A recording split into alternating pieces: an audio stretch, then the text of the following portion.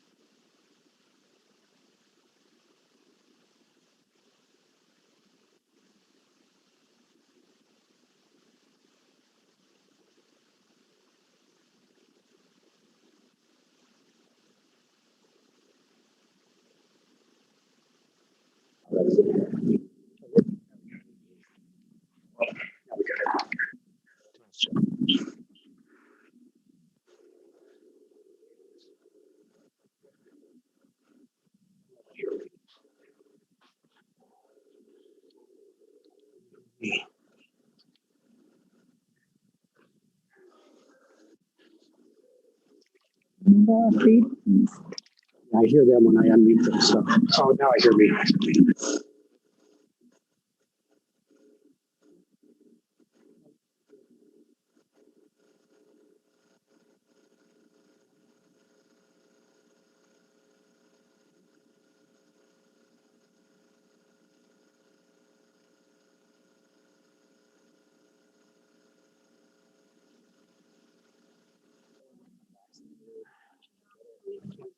Yes, I did. I didn't read through it. I did see it. Yeah, make sure you got it. You want to find out.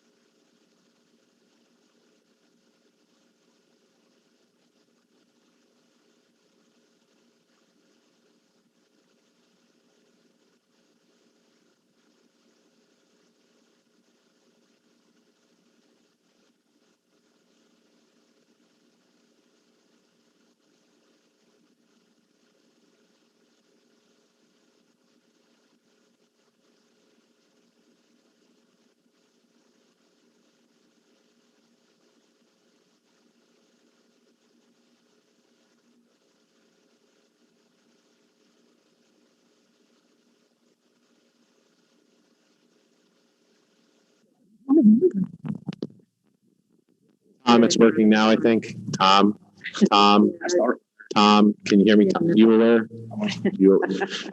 Tom, can you let Kelly let him know to including me?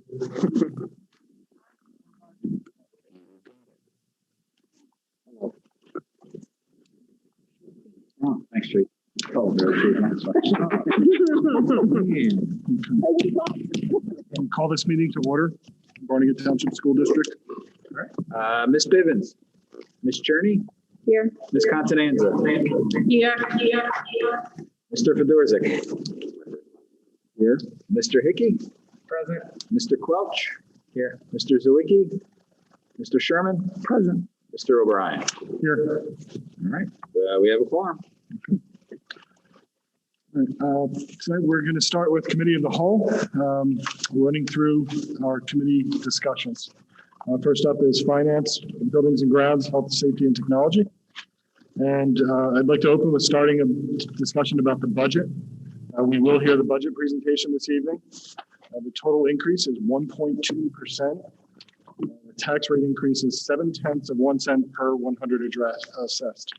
And that works out to about $25 a year for a house value assessed at $325,000. The budget includes a $1 million decrease in health benefits cost because of the board's ability to negotiate step therapy, and includes resurfacing the tennis courts. It also supports technology initiatives such as one-to-one devices so that all students will have access to technology. Does anybody have any questions or comments about the budget and the upcoming presentation?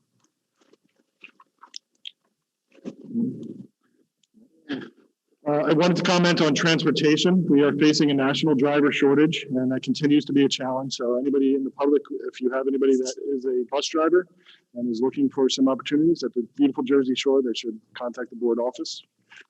And we will be adding 3 new buses to the fleet to help offset some of the transportation concerns. For the facility section, the Brackman HVAC is complete. The solar is complete. We're working out some final details with the utility. And we'll be installing sound system in the auditorium and fields soon, and those quotes are being compiled. In technology, we've completed our security audit, and we're doing really well, and it's a strong response. Wi-Fi and access points have been replaced and optimized in the Horbelt building. And the last batch of student Chromebooks is to be ordered this month to start the new school year with one-to-one access for students.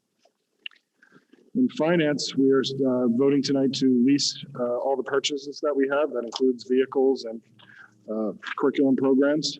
And we are applying for a grant from Lowe's to create outdoor learning environments. Does anybody have any questions on the rest of the finance committee? Mr. President, I do. Sure.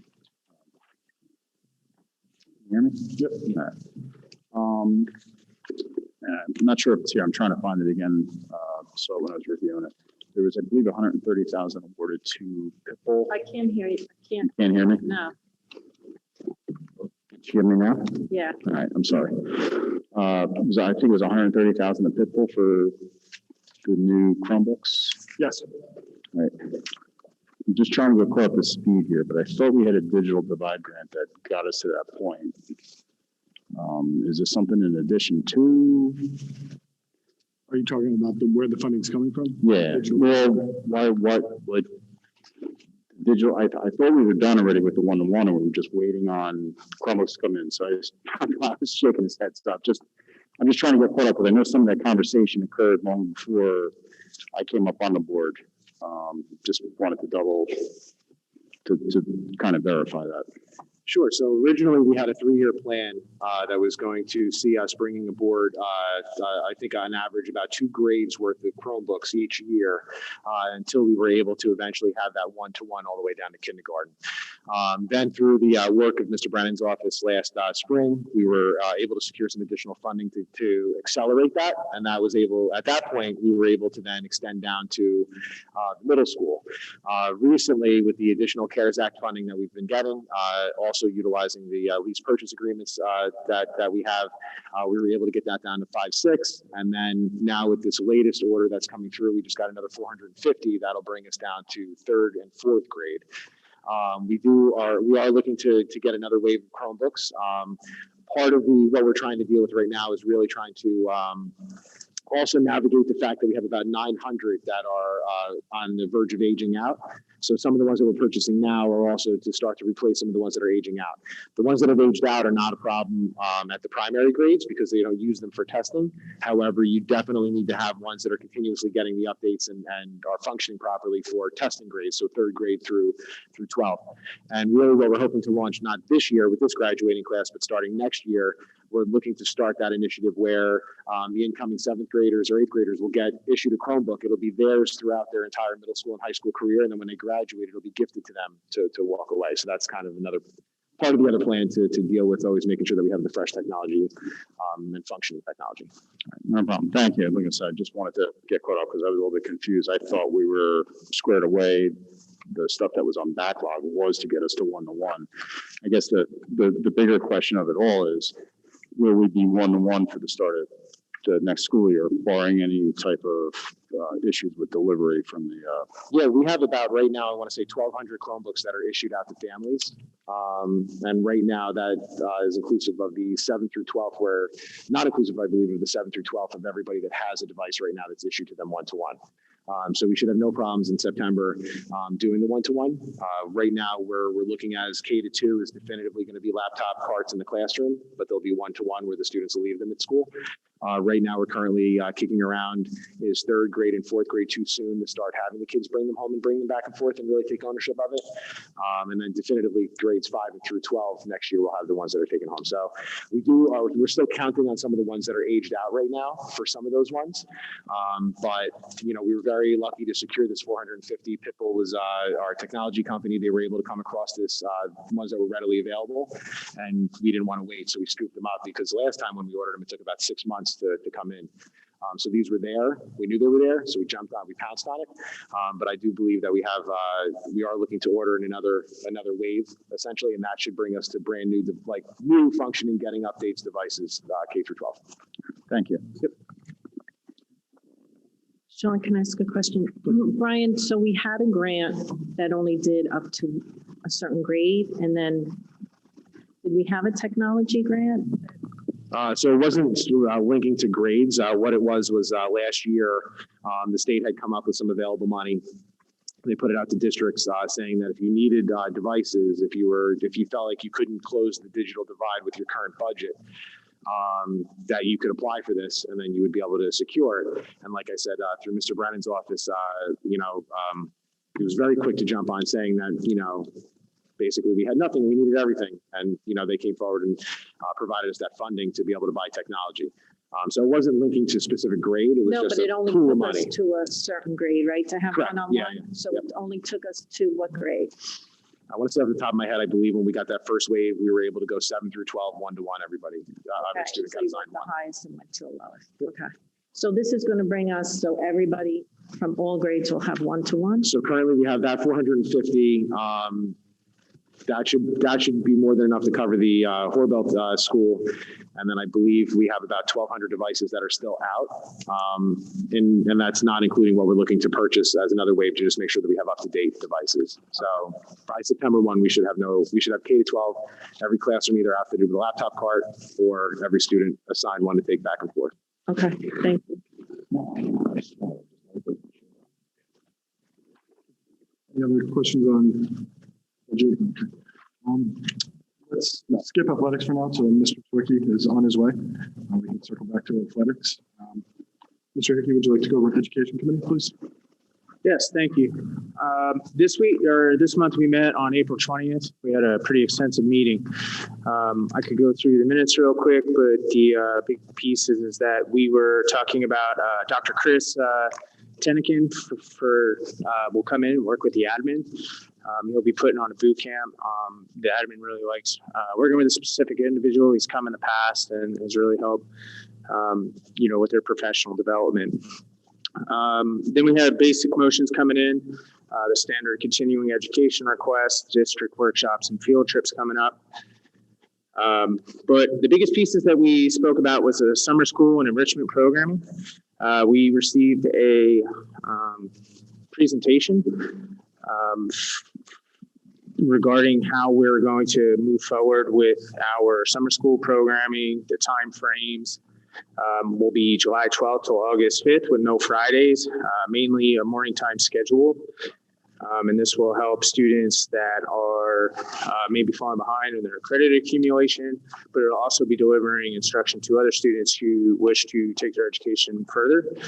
So it's not just a program to help students get to where they need to be, but also to take current students and bring them further along. We had some discussion that revolved around how we were identifying which students should attend this for remediation. And then we were talking a little bit about having a Bengal Fest over the summer to get students excited to come back to school in the fall. It would be inclusive of all students, not just the summer programming students and their families. And it would be more of a community-oriented event where people could rally around, come to the campus, and spend time together to just basically celebrate the end of the summer and the beginning of the new school year. Next, we moved along to the iReady math presentation. And I don't want to say it was just caged around iReady, but there was, we discussed probably 4 different options and how they would either, pros and cons across each one of the options. That included the 30,000 foot items that we as a board are concerned with, the costs associated with it, the scope of the program, what types of materials are included with it. And we basically got down into the weeds and had a lot of questions about what's the timeline for implementing a new program. Will the program, because it covers 5 years, because the last program we were 6, so we're looking at about a 5 or 6 year time horizon. And will that program evolve as state standards change? And then we were talking about how we would harvest data and make sure that the program is doing what they say it will do. Some of the programs had better presentations as far as what they think it could do to help accelerate our student achievement scores and some of the different aspects in regards to covering any learning losses or gaps that they may have experienced. And then, they basically, the administration made a recommendation to go with iReady. As a part of that, the discussion is still evolving because we wouldn't be getting the materials till summertime. So there was no rush to bring this to a motion to the board. And we decided to hold off maybe another month so that we could do more investigation into it, since it is such a major commitment and could have some very long interim impacts on our students and staff. With that, I do believe Dr. Latwitz, and he could speak a little bit more to it, is trying to plan on getting board members potentially to go visit other districts if they'd be willing to receive us, so that we can kind of see different programs that have come out, specifically the iReady program. Do you want to take it from there real quick? Sure, I can jump in. So President O'Brien created basically like a BOE task force to look at some of the math program that we're recommending. We are going to be looking at Manchester and Toms River the first week of May. We also have a date set up to have both vendors from the top 2 programs that we were looking at prepared to do a Q&A session and present.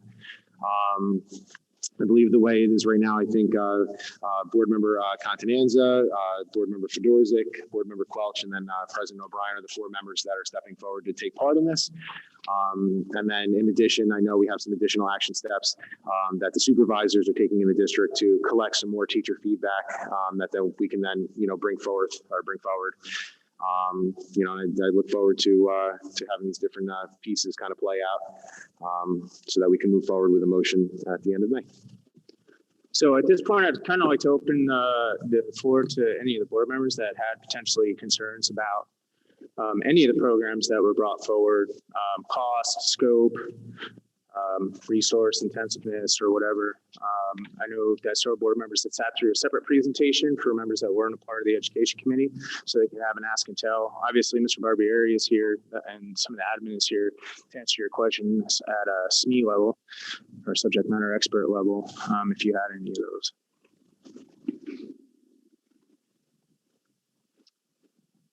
I'm good. I sat on a bunch of those. I guess I'm on part of that other committee, which I'm fine with. My biggest thing, Dr. Lawis and Mr. Barbieri, we had talked about, is what that interaction is going to be on the virtual level. That's what I'm really interested in. How is it going to duplicate what we're currently doing? But other than I look forward to being able to meet with the other school districts in here. But if I could say something, I'll say it here on the record. Regardless of where anybody stands on either side of the fence of this, it would be nice to hear some constructive criticism from the faculty as far as where they stand with it. As the administrators, yes, like we talked about the other day, you guys are coming to us presenting us something, but the reality of it is the administrators are not the ones that are using this in front of the classroom. The teachers are. If I was to go with something right now, I'm kind of leaning more towards iReady, but I kind of want to see what the other programs have, and we'll go from there. But I look forward to being on the task force. Thank you. I do have a question. Being that we did have the presentation, I wanted to know, is there a way that we're going to involve the teachers again and maybe survey them again and get a bigger amount of teachers to get involved? Because the few that did really didn't participate. There wasn't a big enough participation. Sure. I know the supervisors have a plan that they're going to be having, I believe, department meetings or after school meeting in place of a faculty meeting, I believe is in the works right now over the next week or 2 weeks to be able to secure feedback from all the teachers K to 8. All feedback from them, like whether they Well, want. whoever's present in a meeting, I don't believe Christina said she's going to stand in front of the door like Bronx Tale and lock it and make sure that they're. No, I'm just kidding. We want to know that. I'm just embarrassing Christina. No, we want to know But their no, I mean, opinion, ultimately, and then if they don't give it, it makes it hard. So I kind of want to know how they feel about it, all of them. Sure. So ultimately, I think that's the goal behind having the updated survey through those department meetings. Sounds good. Perfect, thank you. Just one last thing, just real quick, just even for the faculty input, I mean, just want it to be, sorry, I feel like I'm not. For the faculty input, like, I just want it to be understood, like, we understand, you know, the administration is going to go one way, faculty might go another way. There's a comfort zone from the faculty. And I think, at least for me as being a board member, I understand that there's a certain comfort zone with what they're used to and whatnot. I just want it to be known out there, like, if we're up here as a board deciding one of the two, I just want to make the right decision, the correct decision. So it's about input for me and information for me. It's not one way or the other, us versus them. You know, I get it. There is a comfort zone. You know, some, you know, elementary right now is go math, middle school's big ideas, and that's what they're comfortable with. So if we're going to switch it up, just want to make sure it's the right vehicle for our students to be, you know, basically transported in to get to where they need to be. Sure, discussed. I think that we, you know, members of the task force, we have a great opportunity to get more information and get closer to the process. So I think our next committee of the whole will probably have a lot more thorough information to share with everybody. Yeah, I'd just like to say I agree with Sandra and George. I'd like to see the administration and the teachers bring it forward to us because I would like a little bit more information coming from, I mean, me as a board member, I can't make that decision. Oh yeah, this is the math program that I feel that the district should go with. I'd like to see, you know, the administration and the teachers more information and on board with one specific program that everybody likes and wants to use in the district. And thank you for letting me be on the task force to go to the schools and to see what's out there. Sure. And you know, let me elaborate a little bit because I'm kind of getting a little bit of a trend here. Teachers were involved in this process. This was something that was done over the course of the year where teachers were able to interact with the programs, the vendors that came in. And we did have multiple opportunities to get those data points. When we're talking about hoping that everybody's on the same page, to me, I think that's a little bit, if I'm going to be candid, I think that's a little pie in the sky. I mean, you're talking about, we have 768 staff members in the district. So if you did some rough math and rough math, see what I did there? In a K to 8, you know, is basically 2/3 of that faculty. So if you have like, you know, 370 teachers and you're taking 2/3 of those teachers, you're talking about like 200 people that potentially could have, like an opportunity to provide that feedback. You know, I don't know about anybody here, but I don't know the last time that I've ever seen, 20 people vote the same way on anything. So let alone 200 people. We do have a process, like I said, when we talked about this a little bit in Ed Committee, we look at multiple data points when we do this. So one would be the teacher feedback, because obviously, to George, your point, they're the ones that are, utilizing it in the classroom. We also look at independent, research. So we look at, what the research says is an effective program, and we look for that proof. And then we also reach out to districts to find out, what they think, because, honestly, like, just like an interview, you might see something and then maybe it doesn't live up to what you're looking for after the fact. It's important for us to actually hear districts that utilize and interact with it and hear their feedback on it. So when we take all three of those things into consideration, that's ultimately what the decision or the recommendation then funnels up, through the administrative chain, and gets recommended to the board. So, like I said, I have no problem, obviously we're, have no issue with transparency. We have no issue with having these conversations and having these kind of intellectual back and forths. I think that's important. And I think obviously it's not a bad thing to have these debates and have these conversations. But I do want to make it clear that, at no point was this like an isolated decision in a vacuum. This was a decision that was done over the course of, quite a few months, and then kind of ultimately culminated with this. And hopefully, like I said, a vote in May. So. Thank you to everyone for your input on that one. Along with that, the administration wanted to come forward with a recommendation that puts a math specialist or a data coach level person that would solely for a year focus on implementing whatever new program we decide to go with. And it's been brought to my attention that there's some concerns with adding that level of support staff potentially into the mix, either whether it was from originating from the community or whatever. I don't really have total insight on it. So if there's any board members that would like to comment specifically to that, or what anyone's thoughts on it, support or not support, so that we can kind of hash out a way forward with that as well.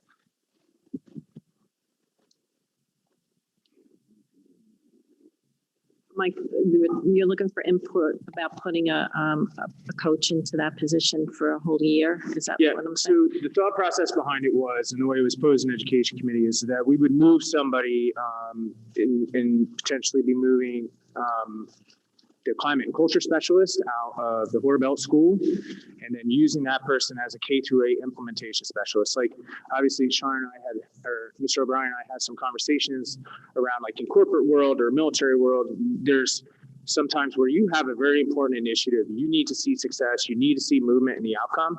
You would specifically take one person and make their whole job for a limited amount of time as a project manager to see that initiative through, so that you're not distracting from everybody else's normal workload. You put this one person in charge and responsible overall for the success of that program.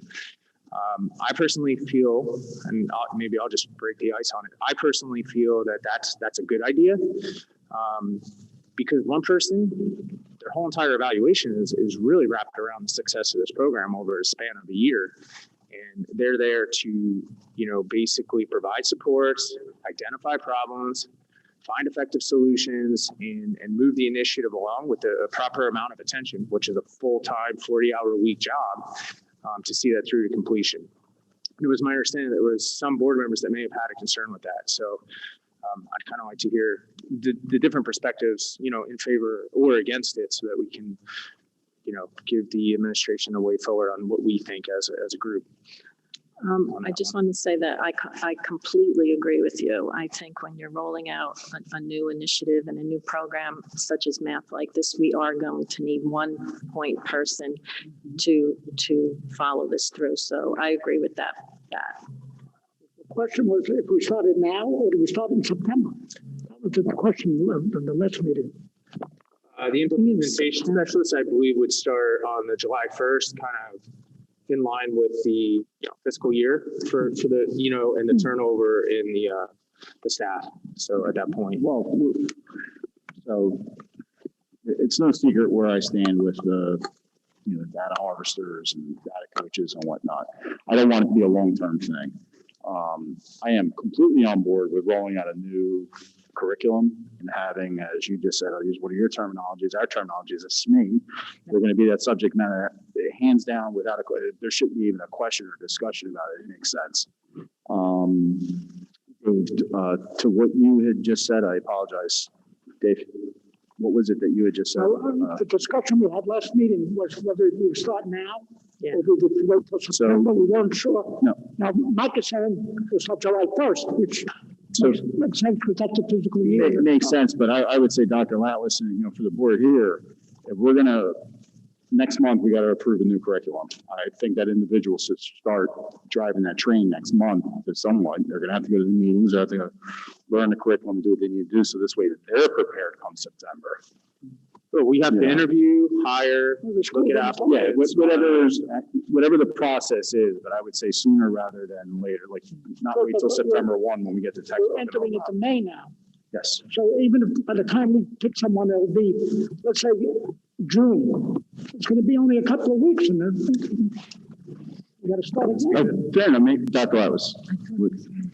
So, So I know that we had shelved this as well to May to kind of give a few more weeks to kind of hash out what's going on. So, for right now, honestly, my focus is let's make sure we lock in on a series in a few weeks. And then we can kind of revisit the best way that we can support the rollout of it.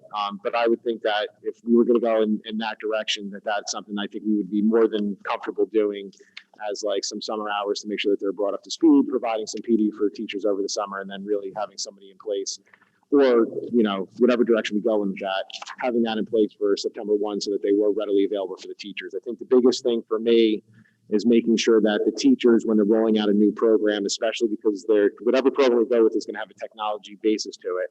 And, for instance, iReady, one of the things that was appealing to iReady was that it did a lot of the computation for you, and it gave the teachers the breakdown on where the students were and where they needed to get that remediation. It differentiated for the teachers.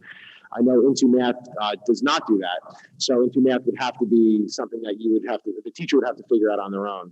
So I think honestly, for me, it really depends on which series that we're locking in on, and then figuring out the best way that it would be able to provide that support. Again, iReady does it for you. So that would be a selling point, for me, as far as helping kind of to put the teachers in a position to have to do less work, essentially, like less of that manpower. Whereas the Into Math, they would have to crunch that. So that might look very different as far as the support to make sure the teachers are ready for it. So ultimately right now, to be quite honest with you, the focus for me right now is making sure we lock in on which series, and then I can game plan from an administrative perspective, what's the best way to support the teachers to hopefully shorten the learning curve as quickly as possible so the teachers are ready to hit the ground running in September. All right, and then lastly, we discussed the CATS Academy. It's basically preparing for the fall, regardless of what it's going to look like. But basically, it's a shared service between our district and the Lacey Township district to provide virtual classrooms. And, at the state level, we've heard that they're moving away from all virtual availability for next year. But in the contingency that the state changes their mind, which they've been prone to over the last couple of years, as we've seen through the pandemic, the administration is taking their time to do some diligence here and find out a way to provide virtual instruction to students across the high school where we may find ourselves, if you have a virtual section in your in-person classroom, then we may have more sections than we have teachers to cover them. And we're not the only district facing that issue. So the CATS Academy is a way to solve that in conjunction with another district to provide education to the students who need it. And they may have a teacher, you may be a Barnegat student with a teacher from Lacey Township or vice versa. And we just kind of explored what that would look like. And it's just a potential solution, proposed solution at this point. There's no board action required of it. But I just wanted to put it on all the board members' radars in case you had more deeper probing questions that either you wanted to ask tonight about the program or reach out to the administration directly to get your questions answered. All right, that wraps up Education Committee. Hopefully I didn't go over my 10 minutes. I think I did. Mr. Swicky, would you like to cover athletics? Thank you, Mr. President. We did not meet this month, but we did have a brief phone conversation on April 19th about a couple spots that were still up in the air from previous resignations. Andrew Petruzzi moving up to spring site supervisor because he'll be replacing Ken MacGyver. We had Tiffany Eberly. She's going to be the volunteer high school lacrosse coach. And we had to discuss the girls alumni lacrosse game, which is to be played up at the stadium on June 11th at 6 p.m. Those are only three topics that we had to talk about this month. But on some other notes, as far as athletics goes, Dan McCoy recorded his 100th career win here for baseball for the boys varsity. Girls varsity golf finished second in Ocean County tournament. With this placement, they qualify for the Shore Conference tournament for the first time ever. Other guidelines, softball is 2-0, baseball is 2-2, boys track is 2-0, girls track is 1-1. Boys lacrosse, after today, will be 3-0. They were winning 18-2. Girls girls lacrosse is 2-2, boys tennis is 2-0. Also, the COVID guidelines came out for outdoor spectators, and that's 200 people at any one event, 200 people, including players and staff. not including players and staff. Thank you, Mr. Sweet. Now it's all for athletics. I have one question. I don't know if it pertains to athletics or it pertains to buildings and grounds, but is there any discussion or plans about opening the facility up to recreational sports for the next school year? You know, whether it's football, basketball, baseball, or whatever sports play at the campus. Yeah, so we are beginning those discussions. We have started to open up our doors a little bit to some organizations and whatnot on a small level. I know we had, I think something with the Girl Scouts that was very small. Boy Scouts very small. I know in the beginning we were very hesitant because the cleaning supplies were not as readily available. But we're obviously now in a very different spot where, we can get those things. So, we are discussing that now. We are looking to open up our doors. We, as we've done with the school year, continuing trying to move as close to normal as we possibly can. That would be something that we are trying to move towards. So Awesome. Thank you for the update. Update on the Edwards Committee. We met this month and received estimates for the building from just tearing it down to the parking lot to a complete overhaul. Those estimates show the further deterioration of the building. We now have structural damage, and we're going to end up paying more because of the decisions that passed that locked that building up and threw away the key. So we've got to make up for that. We're identifying opportunities for fundraising, grants, and private donations. Those are all being explored by the administration and the board. And the board is looking to schedule a special meeting to review all these costs, options, and related topics with the community.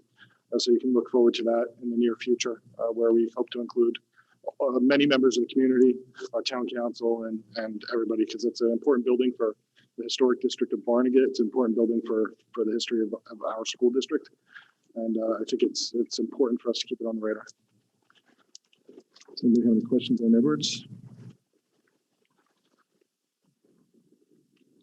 Ms. Continenza? The Governance Committee, we met on April 21st. There's motion 1 tonight on the agenda. It's a second reading of the policy 5311. That's return to school post-illness. We talked about that at the last meeting. Motion 2, you can see there's a whole list of policies that the committee reviewed and discussed. It's placed on tonight's agenda for approval. Motion 3, there's first readings. 1 is policy 6740 about capital reserve account. Policy 1648.02 is remote learning options for family. This policy is, we added language indicating that students need to commit to either virtual or in live for each marking period. And this is for the in-person learning for next year. Policy 5411, the middle school promotion retention, and policy 5410, promotion and acceleration. Dr. Latwith is going to explain further what those policies concern. Sure. So looking back historically last spring, the direction from the state was very clear as far as holding everybody harmless. That didn't make a difference what the scores were, that schools really had to look at social promotion for students that maybe still ended the school year with a failing score. So what we were looking at for this year when we opened, I think we still had a number of students that felt like this precedent was set that they could basically not do what they were supposed to be doing. We had some, issues in the beginning of the year as far as students that were disengaged and not doing the work that was assigned to them. As we progressed through the year, I give a lot of credit to the administrative team at all the different buildings because they really put their heads together and really worked hard to get creative to find these academic enrichment type programs or remedial type programs that they could run for the rest of the year, pretty much this month through the end of June. And then some of those programs extended to the summer.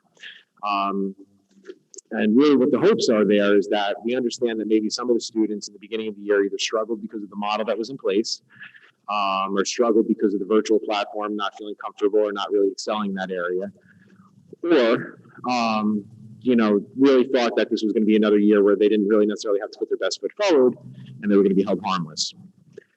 No matter what the situation was, the admin teams at the various buildings are really trying their hardest to put students in a position to close those gaps, to provide some remediation, and to really help the students really have that opportunity to do everything in their power to avoid either having to go to summer school, or if they have to go to summer school, still have that ability to graduate to the next grade. So, for example, the high school's been running Saturday academies. They've been running after school help over the last few weeks, and then for the rest of the school year.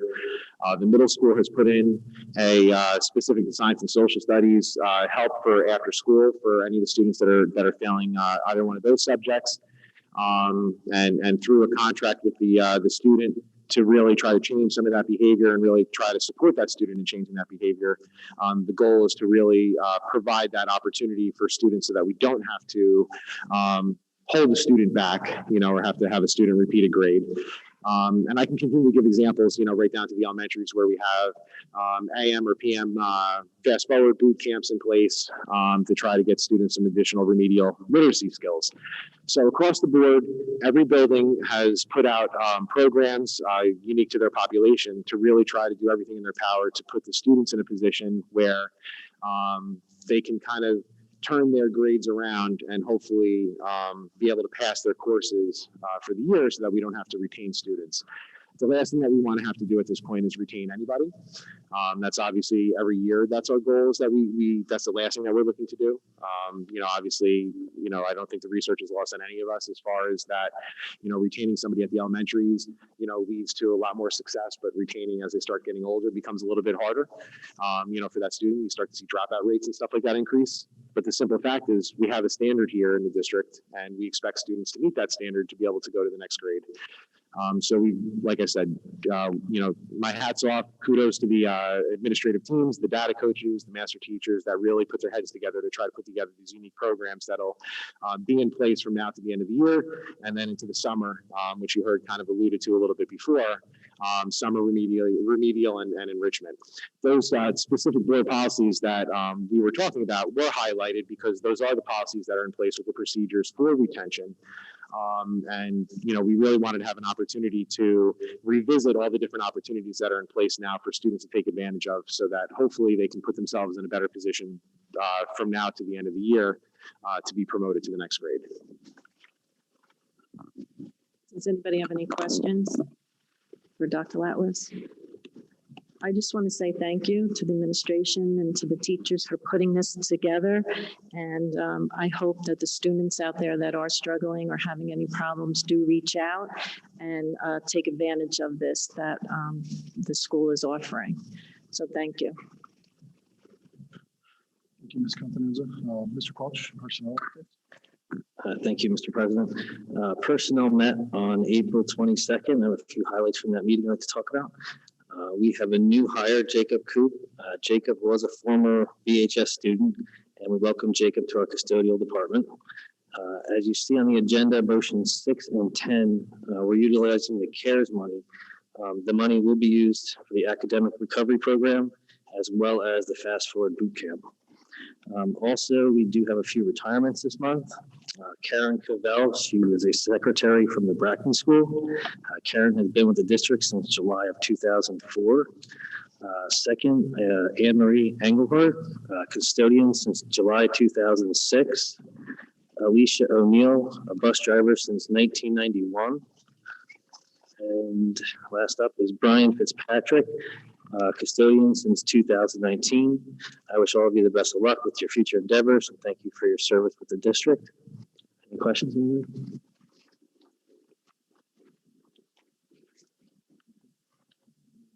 To adjourn committee of the whole and reconvene back into the regular Board of Education meeting. Second. Ms. Cherney, Yes. Ms. Continenza? Yes. Mr. Fedorzik? Yes. Mr. Hickey? Yes. Mr. Quelch? Yes. Mr. Zawicki? Yes. Mr. Sherman? Yes. And Mr. O'Brien? Yes. All right, committee of the whole is adjourned at 6:16. To roll into the meeting. I'd like to call to order the regular meeting for the Barnegat Township School District. Okay. Ms. Bivens? Ms. Cherney? Here. Ms. Continenza? Here. Mr. Fedorzik? Present. Mr. Hickey? Present. Mr. Quelch? Here. Mr. Zawicki? Here. Mr. Sherman? Present. And Mr. O'Brien? Here. I forgot to read that. Notice for meeting. I forgot to read that. Jump into that. Sorry about that. The notice of this meeting has been forwarded to the Asbury Park Press, the Beacon, Tap Into Barnegat, and placed in the foyer of each Barnegat Township School and the Barnegat Township Municipal Building. It's been on file with the Barnegat Township Municipal Clerk in conjunction with the Open Public Meetings Act. Thank you. Please stand for the flag salute.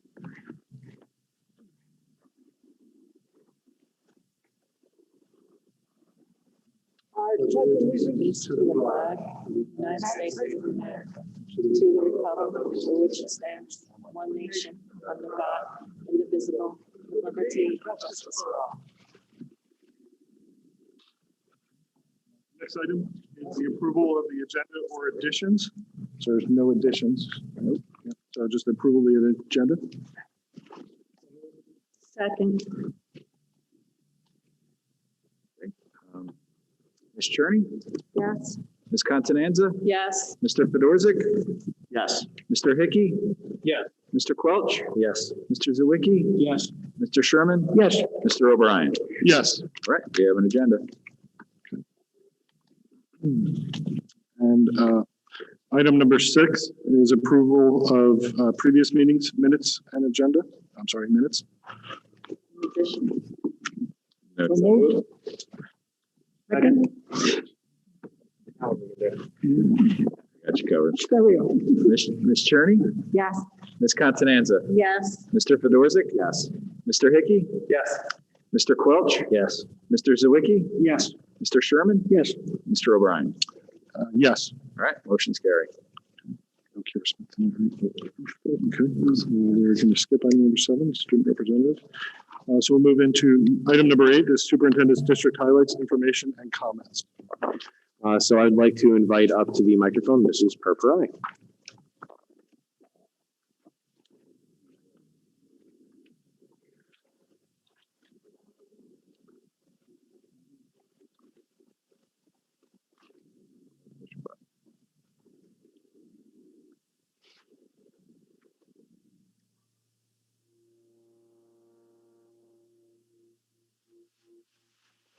Dr. Watkins. We're going to begin the standard portion of the program. Barnegat is a place where we believe in a positive school climate, family togetherness, and community involvement. And it's the marriage of these 3 principles that defines the Standard program. To unite Barnegat as a district, we're recognizing students aligned with our Bengal Pride acronym. And this month, our students exemplified responsibility for the letter R. To reward these students, we're granting them with a gift card for a family meal to Mama Rosa's to reinforce the idea of a family meal and family togetherness. I'm honored tonight to recognize 6 upstanding individuals for their commitment to making Barnegat a better place. When you hear your name, please join Board President Mr. O'Brien, Sergeant Parsley with Barnegat Police Department, and Superintendent Dr. Brian Latwis in celebrating you by coming to receive your plaque and gift certificate. First, we recognize sophomore at BHS, Nora Hansen.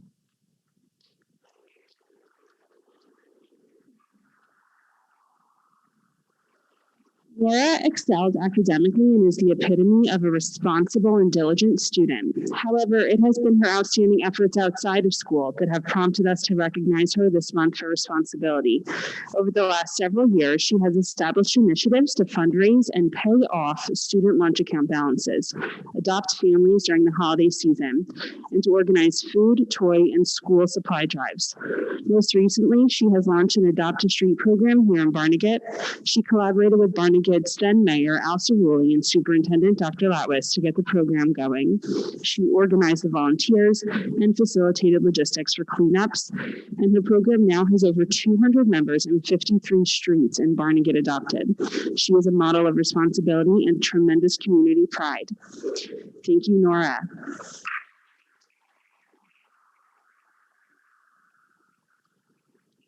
And next, we will recognize Brockman's upstander, 7th grader Miley Maggio.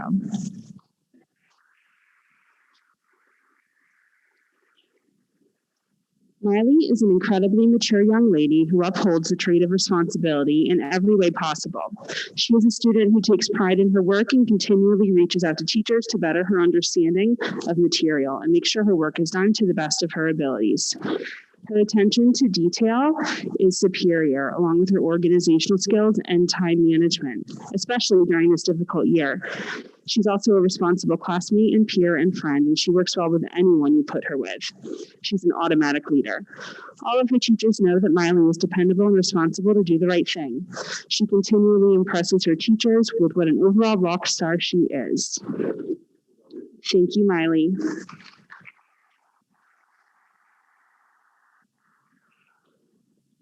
Next, we will recognize 5th grader at Horbelt, Kayla Gonzalez.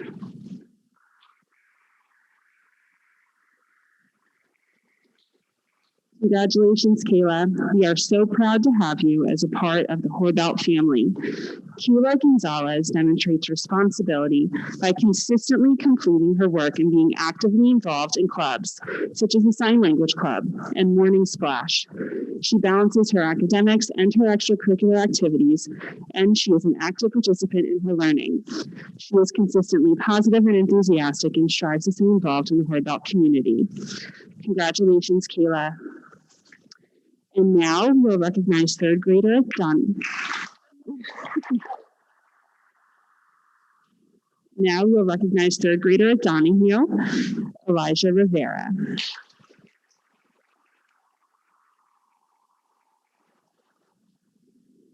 We have selected Elijah Rivera as our upstander for the trait of responsibility. He makes responsible and smart choices each and every day. He takes responsibility for his classwork, his actions, and his words. Whenever he is absent, he is always on top of asking what he has missed and what work he needs to make up. This displays not just responsibility, but maturity and initiative. If Elijah makes a mistake, he takes responsibility for his actions, and he is reflective and emotionally intelligent with his words, his actions, and his choices. He is very deserving of the Upstander Award for Responsibility. Congratulations, Elijah.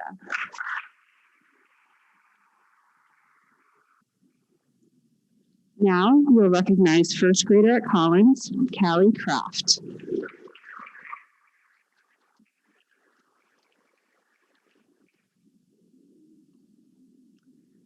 Callie Kraft deserves the Upstander Award for respect and responsibility, most especially because she has demonstrated the qualities of an exemplary citizen. This year has been a challenge for so many families during the holidays, and Callie has sure stepped up to the plate to help these families in need. Callie went above and beyond to put together 50 Easter bunny baskets for children in the community who were in need. Thank you, Callie, for demonstrating the gift of giving, helping others, and spreading joy in the Barnegat community. You certainly are an inspiration.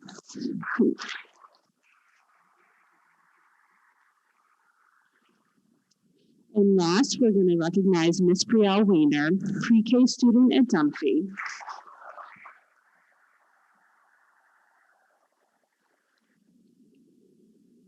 And come on down, sweetie.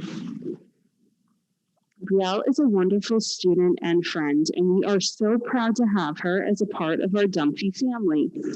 She knows and follows all of our classroom routines and all of our classroom rules. We can always count on her to be a good example for her friends and her peers.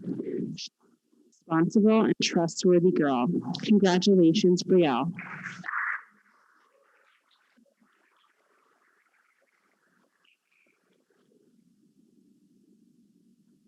Thank you all very much.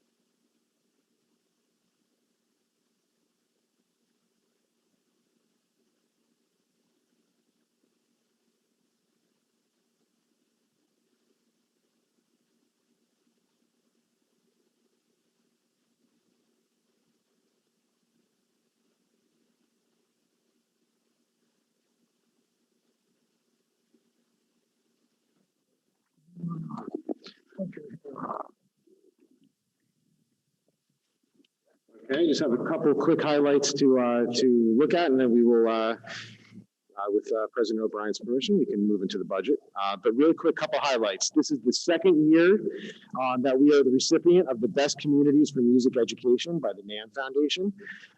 This is a really exciting honor, and it's a real testament to our amazing arts and music programs as a district. So kudos out to everybody involved in that, both from the teaching standpoint, the administrative standpoint, and the Board of Ed's support in all these programs.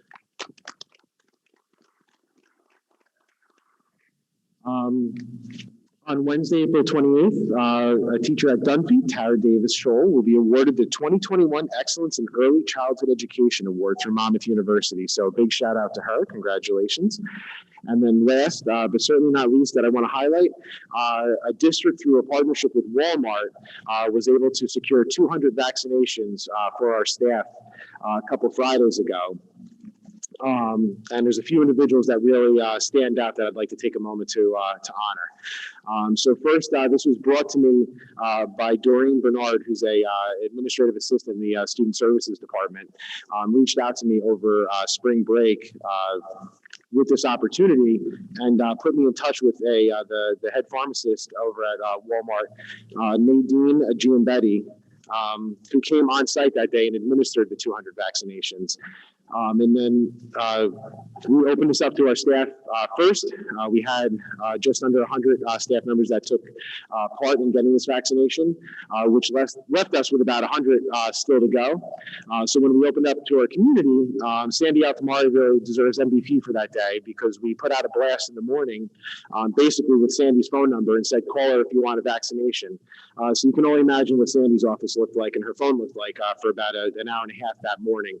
And she really stepped up to the plate and secured vaccinations where I believe we ended the day, I think, giving out 198 vaccinations. So, huge thank you to Doreen for going above and beyond and really stepping out over spring break and putting me in touch with Nadine. A huge thank you to Nadine that day, who, like I said, gave out and organized and gave out over 200 about 200 vaccinations that day. And a huge shout out to Sandy Altamari for really pulling that together that morning and making sure that members of our community were able to secure those additional vaccinations that were available. So a big thank you to those three individuals. With that being said, I will turn it back to you, President O'Brien. So just wanted to comment on a few things. We reopened this week and closer to a normal full-time schedule. And Dr. Latwitz, Mr. Nickel, Mr. Fedorczyk, and myself toured several of the schools during the lunch period to see how things were going. And the district administration and staff had a great first day. I really think it went well, and it showed the ability of our schools to be safe and provide the quality education that we need. We did identify some minor areas that needed to be addressed, and confident in the ability to make this return to school fantastic and safe. We do need our district families' help by reinforcing mask and social distancing requirements with students. Make sure that students are keeping the space. And it's important because we're now inside the quarantine window for some high school events. And we don't want any of these kids to lose their opportunity to participate. And we need to make sure that everybody is being diligent with all the requirements and doing all they can to prevent close contacts and stop the spread. As I mentioned earlier, we still are suffering through a national shortage of bus drivers. So the transportation department is working really, really diligently to make sure that we fill the routes. But there is a national shortage that is impacting everybody across the country.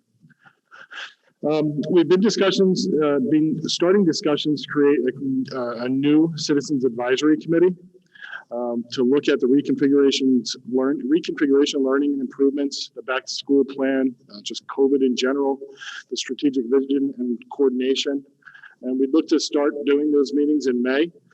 So if anybody is interested in participating in that, please send a letter of interest or a resume to the one Barnegat at barnegatschools.com email address. And we'd be looking forward to hearing back from the community.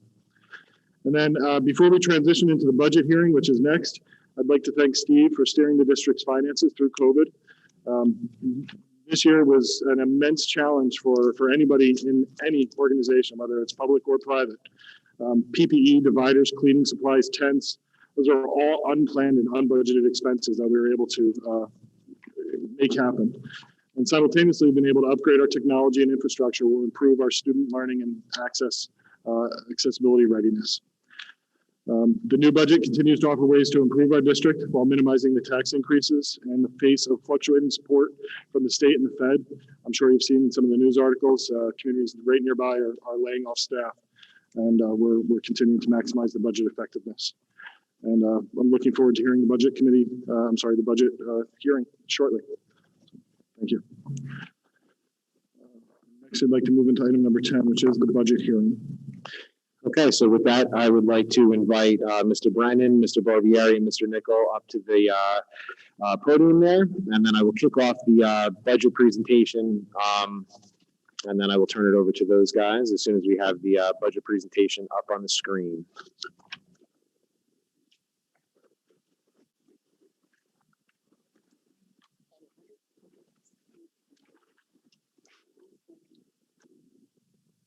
Mr. Barbier, can you transition that to the next slide real quick for me?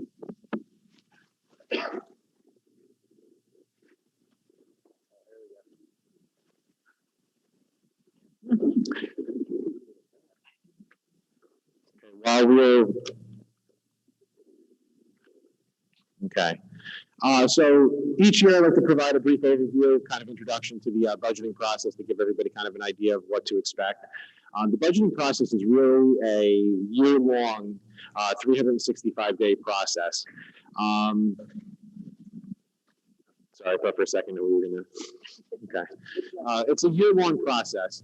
And really, from an administrative standpoint, you're always kind of looking to getting things in place for the upcoming school year. So you're always looking 1 year ahead of time. So generally, when the rubber starts moving the road a little bit in November, we start to begin to formulate formal budget compilation. And what that means is that the principals will meet with their administrative teams, the directors will meet with their departments, and they'll start to look ahead a year and decide. I guess looking back first, you look back and you kind of see what you have in place at that point, what you're looking to sustain, what you're looking to continue, what might need to be tweaked a little bit, and then you budget for those items. And the things that you're no longer going to budget for, then you remove those at that time. And then you look ahead and try to figure out how you can make your school or your department better. And you look to try to close any gaps that you might have. You look to try to provide any supports in areas where maybe you're lacking those supports, or you might look to switch some of the supports that you have in place for something maybe a little bit more effective. So in November, that's usually when that process starts, and it'll go on for a few months where those conversations will be pretty regular between the principals, directors, and their various departments and administrative teams in their buildings. As well as then communicating that up the ladder to Mr. Brennan and myself. Ultimately, what comes together is in late January, early February, we really look at the hard numbers. That's when we start to get state figures starting to roll in. We start to see if there's going to be any kind of change or impact from state funding or federal funding. We start to look at locally what that looks like, and then we start to make those tough decisions on what things that we can really lock in on and what things that we might not be able to do for that year. And then that process takes us usually through February, March. March is usually when we really lock in on a kind of a final draft, and then ultimately in April, it comes to ultimately in March, it'll go up to the county for review, and then it'll get a preliminary approval. And then it comes back to the Board of Education in the community for a budget hearing, which we are having tonight. And then ultimately, once hopefully we have a successful vote on the budget going into next year, then we'll be able to kind of finalize the what that looks like and start to make plans for utilizing that funding to secure the different things that we did budget for, so that we do have those in place for September 1. So with that being said, that's kind of an overview of the process. I will now kick it over to Mr. Brennan, where he will start to give an introduction a little bit into where we are currently this year, and then roll into some of the state figures and things like that. Thanks for the opportunity to present. Thank you, Mr. President, for those kind words. That really means a lot to me, as we have worked pretty hard over the past year and continue to do so in the future. I'd like to kick it off by demonstrating where we're at this year, because it was so different than when we started last year. But first, I hope everyone's got a copy of the budget document. It's either on the attachment online if you're viewing there, or up next to our agenda, because this presentation will also be placed online when we're done here, but it supplements this. Keep in mind, this budget was created pre-pandemic lockdown. In the timeline that Brian had just laid out, you could see that we were under the understanding that we are beginning school in September under normal school operations, when that was pretty much far from the truth as we can look back. We didn't expect what we were going to see, and we were able to navigate it because of some of the plans that we put in place leading up to it. So this time last year, we saw just about the same state, a little bit of an increase, but pretty much after the budget was struck, things changed rapidly and constantly until we had to make the adjustments for the COVID. We started to focus on remote strategies, as you guys witnessed earlier before with the discussions, and some of the key things. And we were also experiencing some significant facility problems. We had a HVAC upgrade here in the high school. We were embarking on an HVAC upgrade, a geothermal replacement in the middle school in the fall, and we replaced some of the storage tanks that were aging out. So we had some major projects going on before COVID hit, and we had to adjust and move on and make sure everything still ran smoothly with all the variables that were thrown at us. So one of the things that I'm particularly proud of, and with the group that we worked together, is we were able to formulate plans. Back in 2019, we did a facility assessment that we planned to implement over a number of years. And about this time last year, we were in the middle of doing a 3 to 5 year technology plan that had one-to-one initiatives. And it's easy to say Chromebooks, but there's a lot behind Chromebooks that make them work effectively for the students and the staff. So we were able to have those in place. So when the CARES Act came out and things became a little bit more prevalent of what we needed to do, we already had the plans in place. We just needed to accelerate it. So we were able to fly the plane with a plan rather than trying to figure out as we go along. So we were able to not only use the CARES Act that has been given to us for what was intended purpose, but also that's going to give us the most bang for the buck and the most effectiveness for our school. So that worked out really well for us because of the plans. But where we're at in the current year, also this time last year, we were in the midst of negotiations with our local bargaining units. And one of the things that the board aggressively pursued that we're reaping the rewards of this year was a different approach to our prescription plan. It's achieved the objective of providing a quality service and product to our employees, but it just took a different approach to it. And it was called step therapy. And that ended up saving us over $1 million. So we're seeing that in this budget year because it wasn't known at the time our budget started. So that was kind of a significant cost-saving measure for the current year. And the other ones that I have listed there, you always see those when you see my budget presentations, because we believe that working together with our friends in the neighboring districts can get us more by working alone. All right, so here we are in 21, 22. We're getting there. We can pretty much say the current climate is uncertain. If anybody can tell me 2 weeks from now what it's going to be, this time last year, 2 weeks were always changing. But what we were able to do over the year is stabilize our expenditures. And we did this by standardizing our focus on grade spans rather than building. So you could see that our purchasing and our personnel decisions were driven on that concept, and it made it a little bit more efficient from a budget perspective. This year, we're welcoming a significant amount of state aid, over $1 million, which is kind of unique, unfortunately, because we were traditionally either flat funded or underfunded. And our pre-K program is still expanding, and they're still supporting that. So we're moving along as best we could, and probably closer to as what we were expected than others, but we're making changes as we go along. I mentioned this is a benchmark year. We have a realignment of our grade spans. We have a pandemic, and we have students' needs that are changing based on all of that going on, particularly the pandemic. We all heard that. So what we are able to do is use our bank cap, our use of surplus, and our reserves to support that with all the other revenue streams that we have between state aid and local tax levy. So we believe that we're able to achieve our goals, which Mr. Nichol will jump in now and explain to you in a little more detail than what they are, through the use of all of the budgetary tools that we've had and strategies that we've implemented over the past year. Thank you, Mr. Brennan. Okay, so with technology, as we've talked a couple times today by our superintendent and our board president, Mr. O'Brien, we've expanded our technology. We've expanded the infrastructure and the student accessibility, and then also our one-to-one initiative. And we are ahead. And with this allows us to be in year 2 or year 3 of our 3-year strategic plan for the technology. So we are way ahead of that.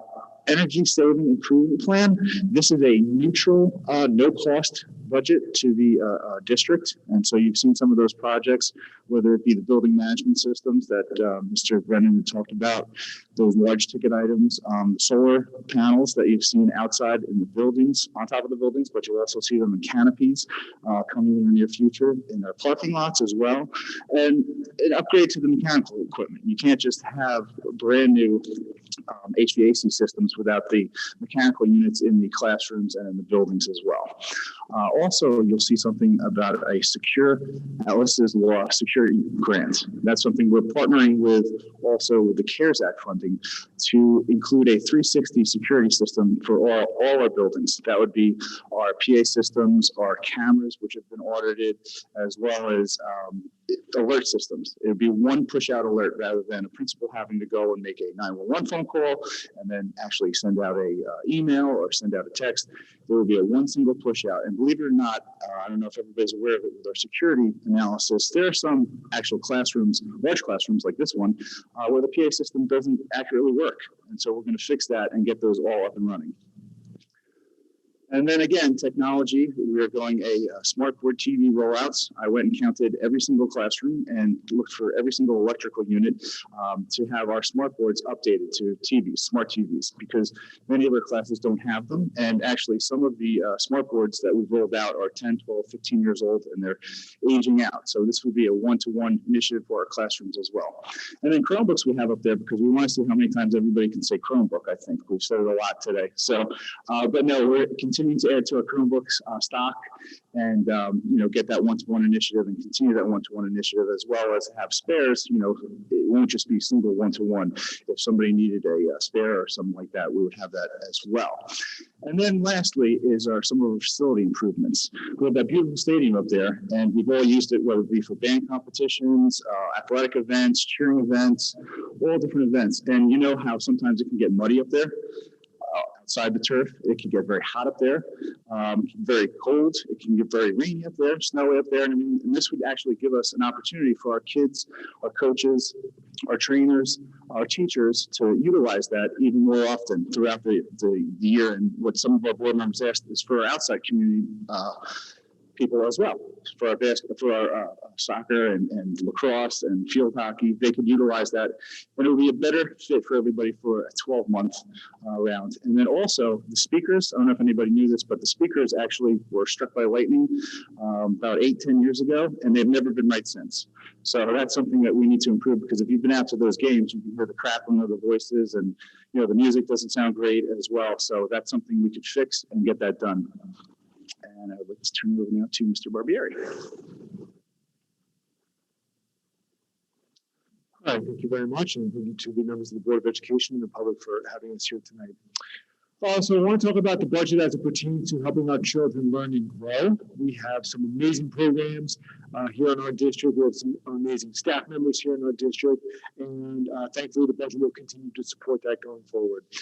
As you'll see when Mr. Brennan shows you kind of the dollars and cents a little later in the presentation, as you can see, by far the largest allocations in our budget are for salaries and benefits, and those fixed costs are obviously required for the amazing staff members that we have. So we would like to retain those staff members, obviously with their contractual increases.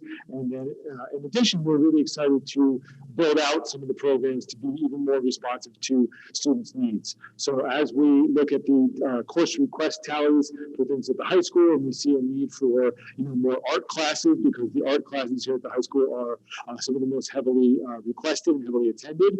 So it would be things like moving from a part-time art teacher at the high school to an additional full-time teacher at the high school, a child study team member, a SHIELD teacher. We heard earlier in the year the SHIELD program, which has been proposed and approved, strategic high intensity experience of leadership development for young men and women interested in a potential career in law enforcement. So it's things of that nature. And you're going to hear as a common theme through my segment of the program that these budget initiatives support both the tested and non-tested areas, okay, because we feel that both of those are important. Thinking about the core of what we do, those so-called core subjects are reading, writing, and arithmetic. We're looking to implement a new K-8 mathematics series, as you heard discussed earlier tonight. And of course, all the annual replacement of the workbooks and consumables, materials for the science classrooms so the kids can do those cool experiments, resources to support our English language learners, things of that nature. And of course, resources to support our struggling learners. We know that we do have kids in this district who need help. We're extremely proud of the RTI program that we have in place, that stands for Response to Intervention. You've seen at our data harvest meetings, presentations about the student action plans and all the time and effort and energy that goes into supporting those struggling learners. And through things like our transitional first grade and our basic skills program, that's how we deliver that kind of support. In 2021, a lot is done online, and certainly we don't want everything to be done online. Nothing can really replace that human interaction of, that interpersonal experience. But there are a number of programs who, for any number of reasons, are more effective when delivered through an online platform. And so there's a list there of programs that we use at the elementary and secondary level. I can say with great, certainty that we do constantly reevaluate those programs every year. We run usage reports, look at the analytics, and we're constantly deciding, which ones to non-renew because maybe they're not meeting our needs any longer, and then new programs to adopt. So this is a non-comprehensive list of things that we currently have in place. And if the budget is approved tonight, we're always looking to add, little additional tools to the toolkit to help staff members with the things that they need. Okay, I mentioned before the importance of both the tested and the non-tested subjects. As Dr. Lau was indicated, we've been named one of the best communities in the nation for music education for second year in a row. That's extremely exciting.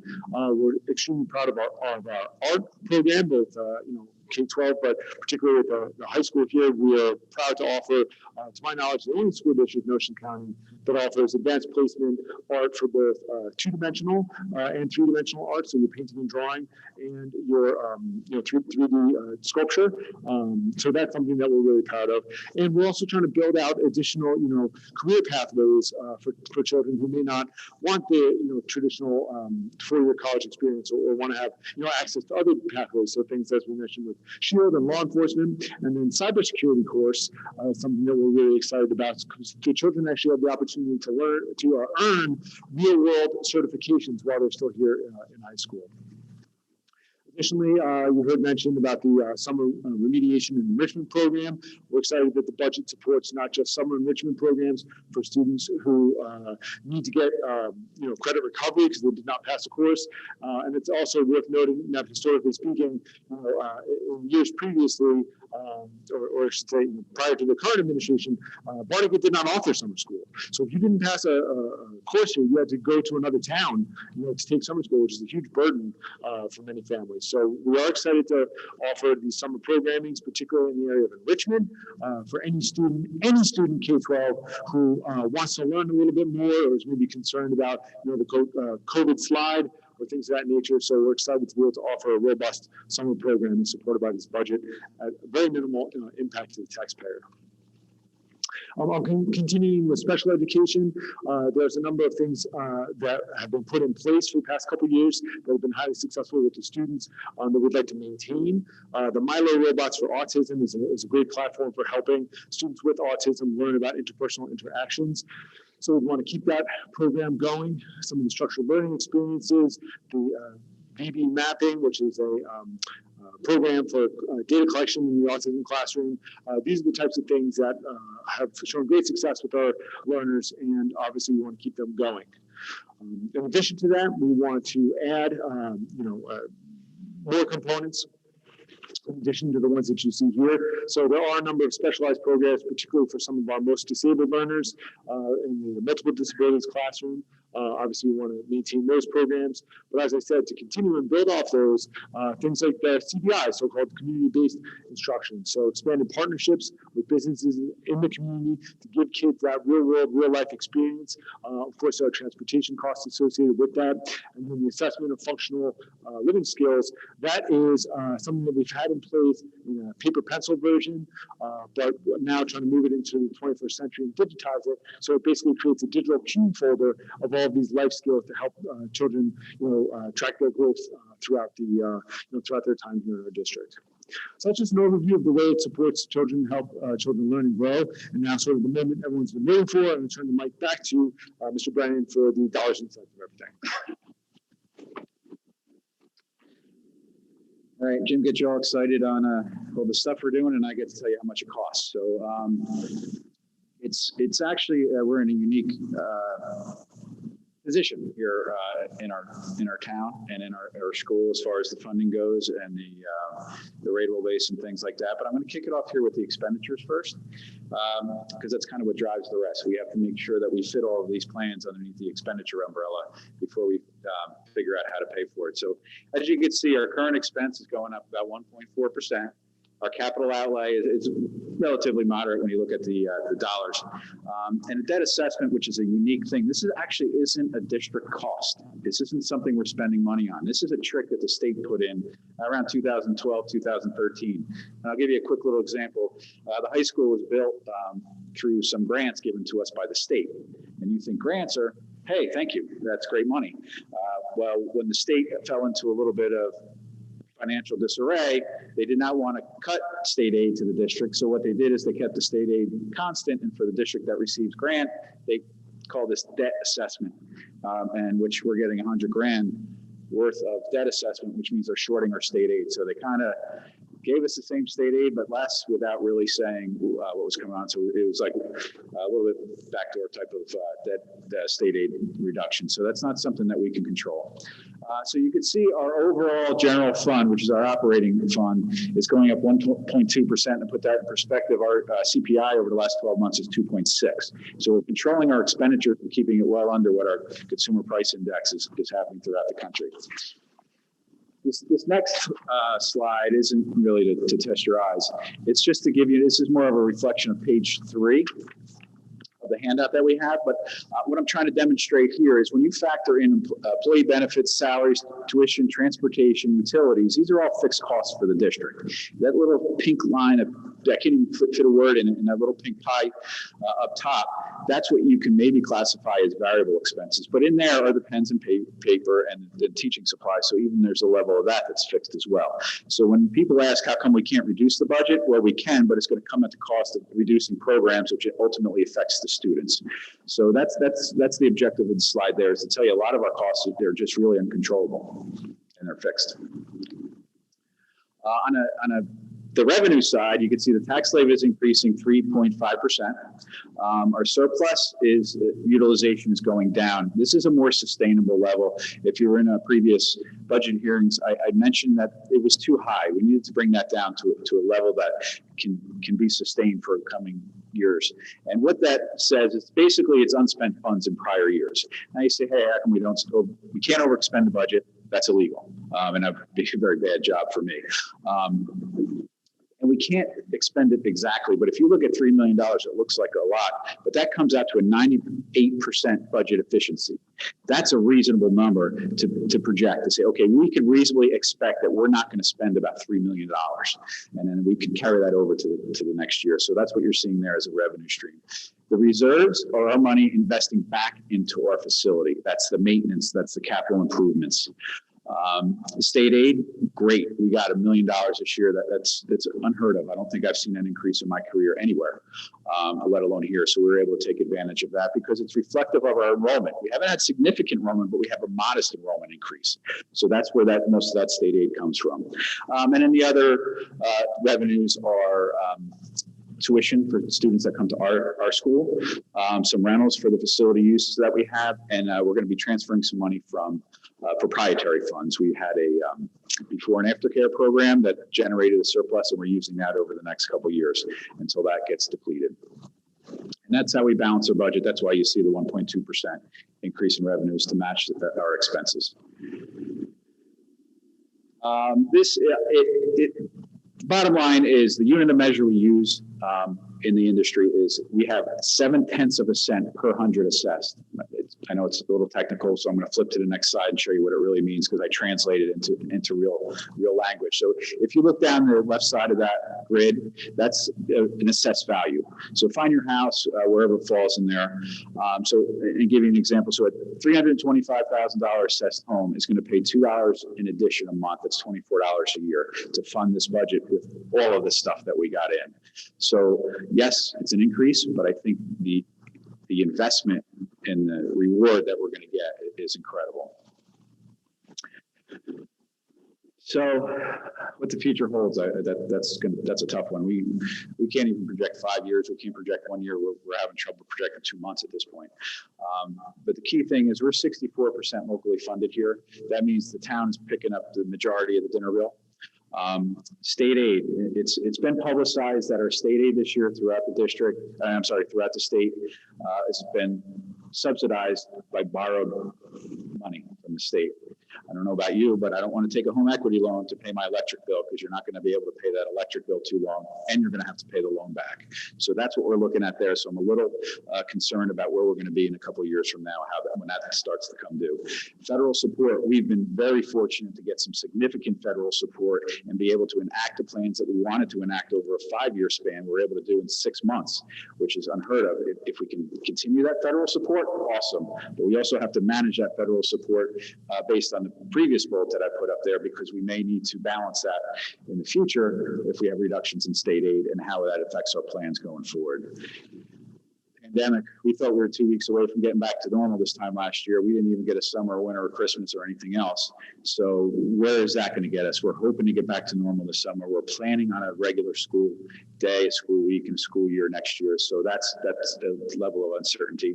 And the environmental climate, when I say environmental, I mean financial environment, political environment, the environment, and the local environment. We've always considered these in the budget, and it's something that we try to predict and assess. But what's happening now, those are changing so drastically that the level of reliance and the portion of weight that we put on them is rapidly changing. So that makes it a little bit more difficult to budget and trend and see what our impact is going to be. So that pretty much sums up the budget. With that, we can open the floor to the hearing portion of the budget. If there's any comments or questions, either here or online.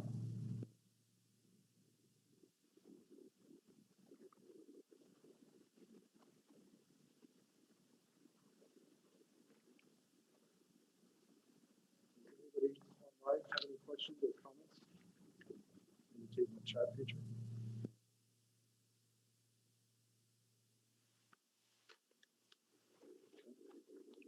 Anybody in person have any questions or comments on the budget here?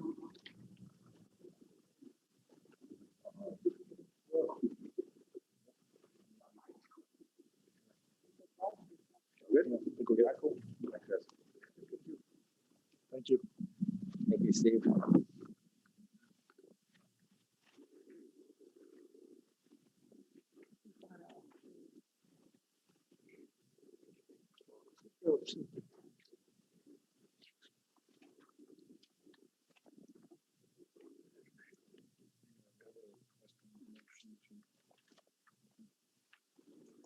I'd like to request a motion to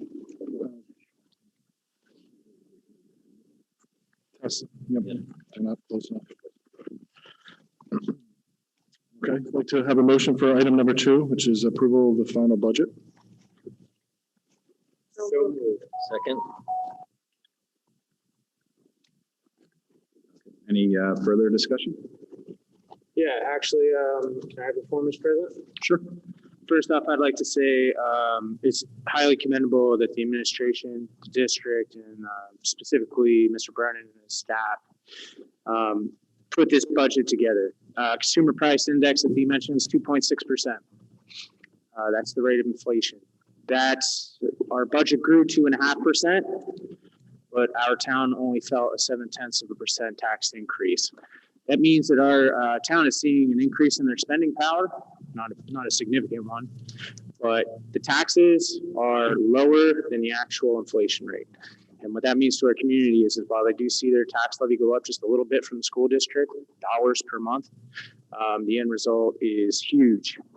When we look at the magic that our administration and our business administrator put together to put all these new initiatives in play, and all the cost saving measures that they put in play to be able to fund those different initiatives. So on my behalf, I'd like to say thank you for the hard work, and and for the town, that the benefit is here, that the district is working hard to keep taxes at a reasonable rate and still provide the best possible education for our students. Thank you. Thank you. Anybody else have any comments or questions?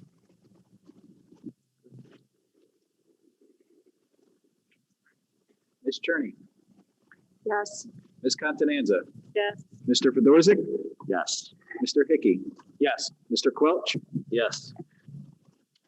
Mr. Zawicki, Yes. Mr. Sherman, Yes. Mr. O'Brien. Yes. All right, motion's carried. All right, now move on to number 11, public session. Second, I'll read that off. Barnegat Township Board of Education appreciates and welcomes public comment, advice, and suggestions, especially when it's intended to assist the Board of Education. Please feel free to speak to the board during the public session. Comments and discussion will be limited to 1 5-minute period per individual unless requested by the chairperson to continue on a point of clarification. Public comment at special meetings of the board shall be related to the call of the meeting. In accordance with Board of Education policy, each participant must be recognized by the presiding officer and must preface their comments by an announcement of their name, address, and group affiliation if appropriate. Your anticipated courtesy to the members of the public and the Board of Education is appreciated. Have a motion? So moved. Second. Ms. Cherney, Yes. Ms. Contanza, Yes. Mr. Fedorzik, Yes. Mr. Hickey, Yes. Mr. Quelch, Yes. Mr. Zawicki, Yes. Mr. Sherman, Yes. and Mr. O'Brien. Yes. All right. The floor is open for public session. Okay, anybody on the Zoom conference, please use the hand raise feature or the chat box and we can bring you into the conversation here. You'll need to state your name and your address for the record, please. Does anybody in person have any questions or comments? Ms. Smith, please.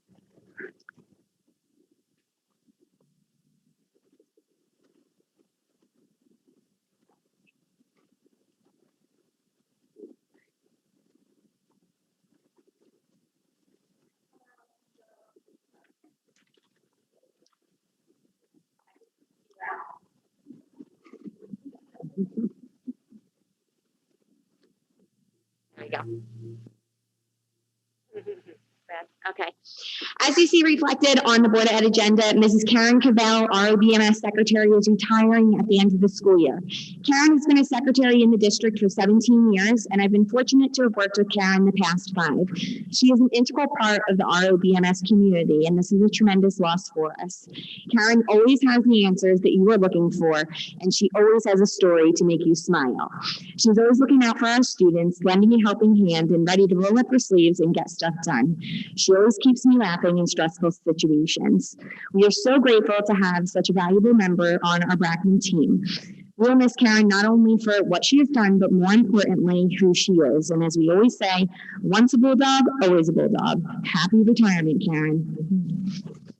Thank you. Anybody else in attendance? Mr. Junker?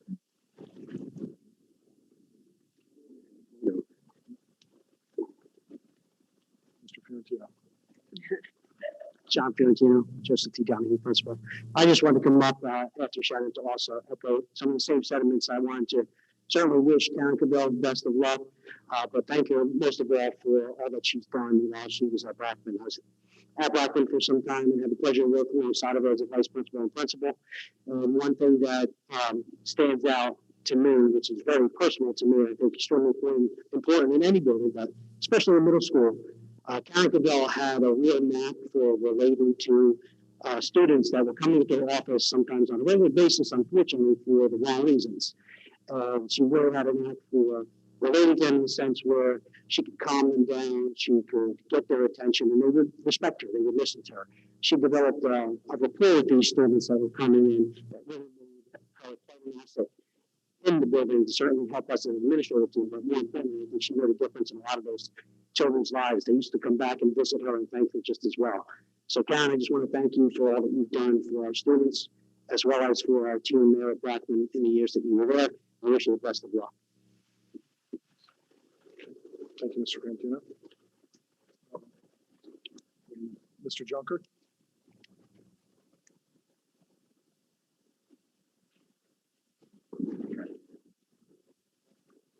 William Junker, I'm the president of the Barnegat Education Association. Just two things real quick. One, for 8 months now, I've been hearing the upstanders, and I just really wanted to call it out how amazing it is and thank Brian and Leah and anyone else that's part of that. You know, every month you hear really 2 or 3 really good stories today. They really stood out about, you know, in this time that we're in right now, and students that are stepping up to the plate and like making lives better. You know, the idea of a little girl doing 30 Easter baskets is just amazing. It just, you know, takes me back to my daughter and my son and the things that they're doing, whatever. But like, wow, like how amazing is that? And then the girl Nora here, that's got 200 plus people, like, you know, actively making Barnegat better. Again, thank you guys for recognizing those people each month. And it's actually one of the best things about the board meetings, I think, that we recognize those people in our town. They're doing amazing stuff for everybody. So thanks for keeping it up. And really to follow Shannon and John, every month this year, it's been rough having retirements. Luckily, in my position as the president, I've had a lot of conversations with 5 of the people here, Karen, Anne-Marie, Alicia, Brian, and Dutch, moving on to retirement. I wish them all well. They will be missed. I'll miss the conversations that I have with a lot of those guys and girls. Again, like I said, very lucky to have those conversations. And obviously, Dr. Latwis and I have met a lot about our People of the Year thing and trying to make that a bigger and bigger event. And I know Brian and I talked about having our retirees back this year, and I look forward to seeing all those retirees at our event coming up in May. So thanks. We have a person online that would like to comment, Elizabeth Basquet.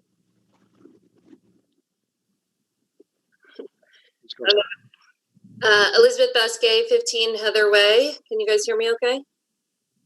Yes, ma'am. Yes. Okay.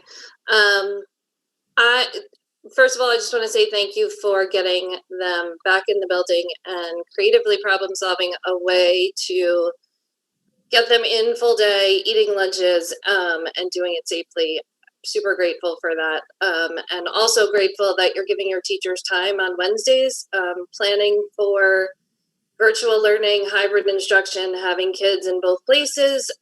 It's really commendable that you're giving them time for planning. So I'm sure they appreciate that as well. I came on with 2 kind of questions, comments, and then something else came up throughout the meeting. So I hope it's okay if I talk fast. Number 1, you guys use Linkit for all of the assessments.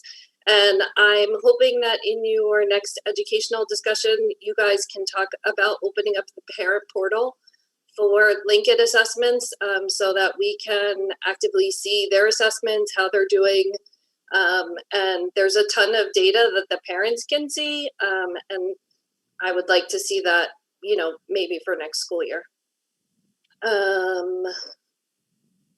So you mentioned the bus shortage, which is a national problem. COVID and quarantining is a national problem, but I'm also concerned that the buses and the daily emails and the daily text messages are also related to the reconfiguration. So I heard you mention that you are looking for people on the committee of, what did you call it? The advisory committee, Citizens Advisory Committee. So I emailed you. I would like, it's a problem. My daughter has been late anywhere from 15 minutes to 45 minutes to an hour. It's a concern, obviously, with COVID and the bus shortage, but I'm also questioning how much that has to do with reconfiguration as well. And my third thing is, I don't know, I can't see the time, so I have no idea how much time I have left. But you guys are talking about bringing on a new math program and an implementation specialist, and my head kind of explodes on that. Number one, have you considered piloting the program instead of implementing it? Is there a rush to get it started for next school year? Is there a consideration? You said you have 200 elementary teachers, and you have it narrowed down to 2 programs. Is it possible where you can get 1 per grade level to pilot iReady and 1 per grade level to pilot into math, instead of jumping straight into hiring another, you said 5 to 6 years of a program that may or may not be successful? So I would, I guess, wonder if you could consider piloting a program. And as far as the implementation specialist goes, I am curious what that has to do with the master teachers and the data coaches. So we have all of these staff budgeted. Is it possible that the master teachers, who are supposed to be mentoring all of everyone, then you're getting a little bit more specific instruction instead of one person being in charge of K to 8. So I would encourage the re-looking at that, to spend one person's salary for 1 year, when at another point in the meeting today, it was mentioned that we don't want to put everything into technology. We don't want everyone to go with technology. Not everything has to be technology, but we're talking about iReady being a total technology program. And so that's what I think. I hope you have the time to consider, and I'd be happy to talk with you any more about any of those topics. Okay, so let me jump in really quick, and then I'm going to turn it over to Mr. Barbieri to talk about the piloting question that you had brought forward. First, as far as the one person for the math implementation specialist, one of the things we are still considering and looking at is utilizing the data coaches and master teachers. I think there's pros and cons to both models. One of the things that we liked about the math, really kind of locking in on one person that could feel that was the fact that, having that person brought up to speed on the various PDs and things like that, and being able to kind of turnkey that versus having that message maybe slightly altered if you have multiple people. But to your point, that is something that we are looking at, we are considering. As far as the piloting of the program, Mr. Barbieri, do you want to come up and field that? I know that was something that was kicked around briefly, but ultimately determined that wouldn't, the cons outweighed the pros. So I'll let Mr. Barbieri field that. Good evening. Well, Ms. Vasquez, thank you for your question. So, we did have a robust conversation about that. Piloting a program on the surface seems like a really good idea for a decision of this magnitude. As you start to peel back the layers of the onion, I think it reveals some serious challenges. So to paint the backdrop, our current math solution, which is the Go Math, as Dr. Lowell said, for K-5, and then Big Idea 6-8. Go Math has aged out. That product is no longer being made, so that forced our hand to make a decision with a different product. Now, their successor product is Into Math, but that's not a pure, it's not a 100% slide over, just one-to-one. It's not just repackaging, rebranding. There's going to be a learning curve with that as well. So why do I share that? I think if it were a different situation where we could maintain sort of status quo on the Go Math and really do a targeted pilot, that would be a certain conversation. But now at this point, we're talking about rolling out one math program to some number of grades or sections and another math program to some number of grades and sections. So all of the challenges that go along with an implementation, now that's been doubled, which is the challenge. And when I think about, the purpose behind that, and again, piloting is a great idea. We definitely use that strategy many times in many locations, throughout the district for various initiatives and ideas. And, the end result, we always begin with the end in mind of, okay, well, why are we doing this? What are we trying to learn from that experience? Are we trying to look at student outcomes? Are we trying to look at teacher preferences, things of that nature? If we're trying to look at teacher preferences, I mean, they've had sample materials for months now, met with the vendors. We're touring, as we stated, classrooms of districts that have already implemented it, things of that nature. And we do recognize, with any new masters, there's going to be a learning curve.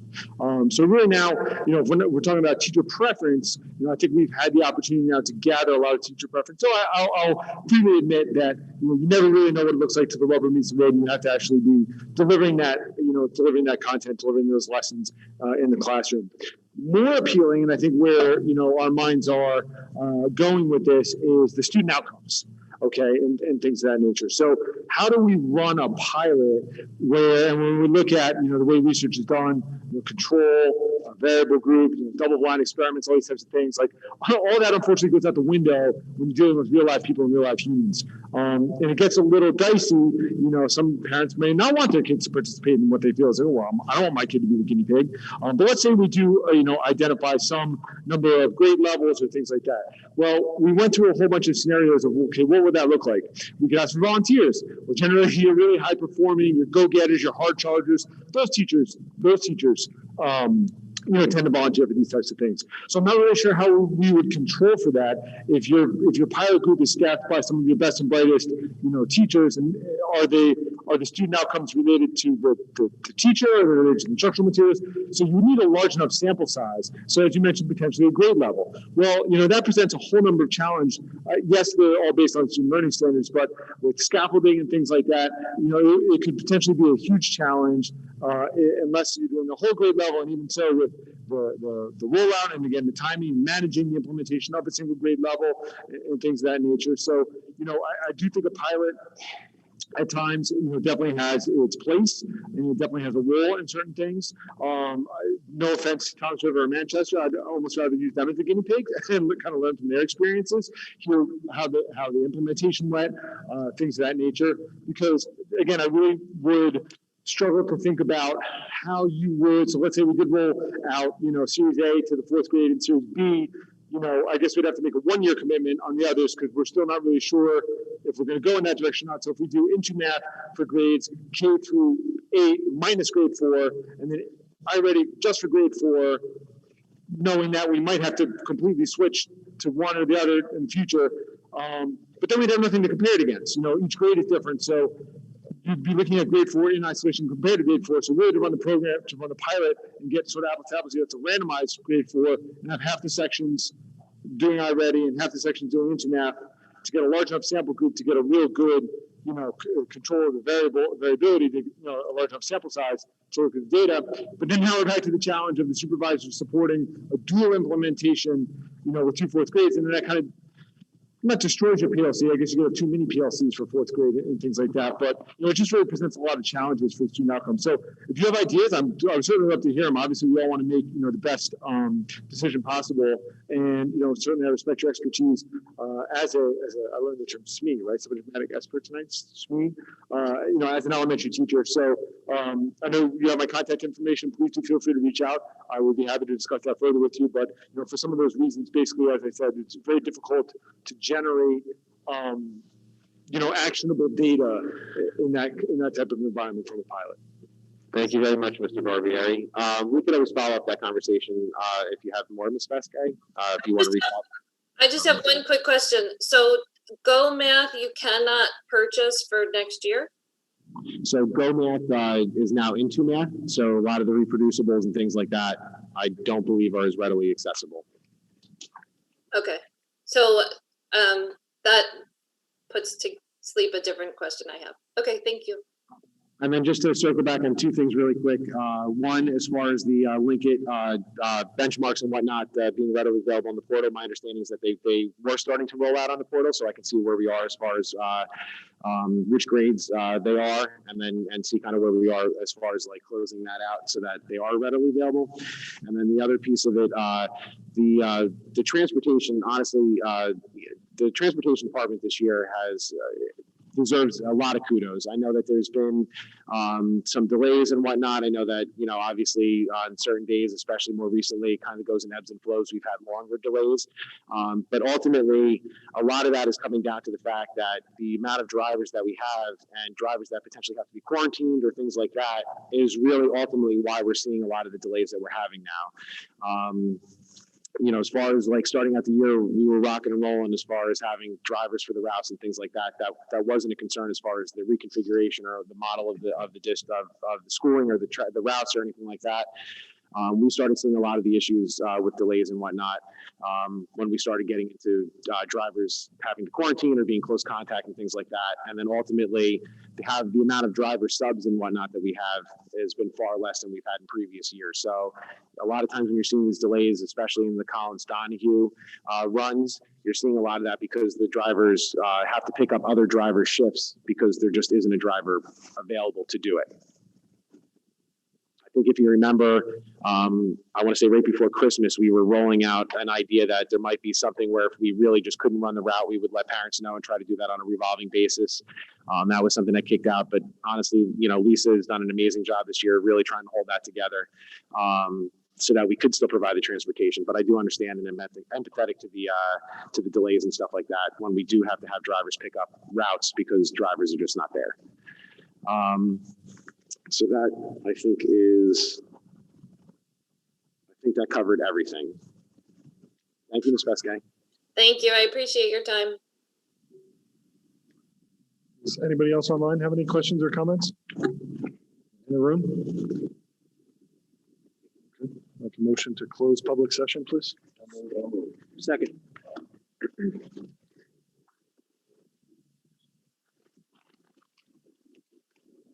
Ms. Cherney, Yes. Ms. Constanza, Yes. Mr. Fedorzik, Yes. Mr. Hickey, Yes. Mr. Quelch, Yes. Mr. Zawicki, Yes. Mr. Sherman. Yes. Mr. O'Brien. Yes. All right, our public session is now closed. Next, I'd like to move on to item number 12, have a motion for Finance, B&G, HST Committee, items 1 through 12. So moved. Second. Any further discussion? I do have one question for item number 6. How do we dispose of the vehicles? Just curious. The government website. They go to the GSA website? Yes. Okay. I wasn't quite sure. Thank you. Ms. Cherney, Yes. Ms. Constanza, Excuse me, yes. Mr. Fedorzik. Yes. Mr. Hickey, Yes. Mr. Quelch, Yes. Mr. Zawicki, Yes. Mr. Sherman, Yes. and Mr. O'Brien. Yes. All right, motion's carried.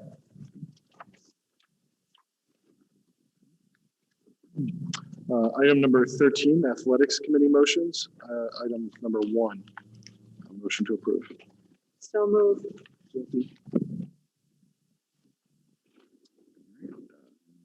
Any discussion?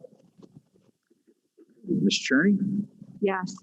Ms. Constanza, Yes. Mr. Fedorzik, Yes. Mr. Hickey, Yes.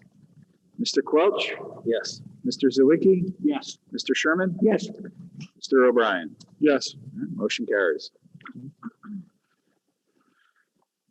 Agenda item 14, Education Committee motions. I have a motion. 1 through 4, please. Second. Any discussion? Ms. Cherney, Yes. Ms. Constanza, Yes. Mr. Fedorzik, Yes. Mr. Hickey, Yes. Mr. Quelch, Yes. Mr. Zawicki, Yes. Mr. Sherman, Yes. and Mr. O'Brien. Yes. All right, motion's carried. Item number 15 is for information purposes only on automation out-of-district workshops. Item number 16, Governance Committee motions. Items 1 through 3. Have a motion, please. So moved. Second. Any discussion? Any discussions? Ms. Cherney, Yes. Ms. Constanza, Yes. Mr. Fedorzik, Yes. Mr. Hickey, Yes. Mr. Quelch, yes, Mr. Zawicki, Yes. Mr. Sherman, Yes. Mr. O'Brien. Yes. Motion's carried. The last section is section number 17, Personnel Committee motions, items 1 through 37. The motion to approve. So moved. Second. Okay. Any discussion on any of these items? Okay. Ms. Cherney, Yes. Ms. Constanza, Yes. Mr. Fedorzik, Yes. Mr. Hickey, Yes. Mr. Quelch, Yes. Mr. Zawicki, Yes. Mr. Sherman, Yes. Mr. O'Brien. Yes. Motion's carried. Item number 18, a motion to move into executive session. So moved. Second. Ms. Cherney, Yes. Ms. Constanza, Yes. Mr. Fedorzik, Yes. Mr. Hickey, Yes. Mr. Quelch, Yes. Mr. Zawicki, Yes. Mr. Sherman, Yes. Mr. O'Brien. Yes. All right, we're in executive session at 7:28.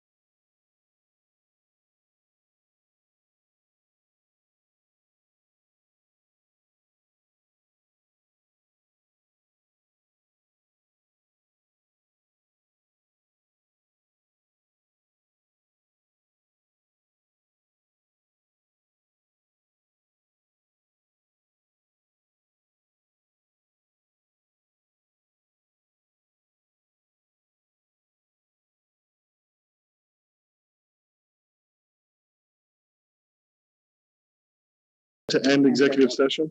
So moved. Second? We'll fall back in. Ms. Churdy, Yes. Ms. Constanza, Yes. Mr. Fedorzik. Present. Mr. Hickey. Yes. Mr. Quelch, Yes. Mr. Zawicki, Yes. Mr. Sherman, Yes. and Mr. O'Brien. Yes.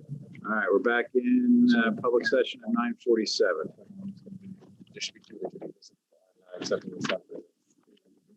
So we have, We can add that now, and then we'll get added when they do the. We have two motions, we have the HIB report, and then we have the settlement agreement.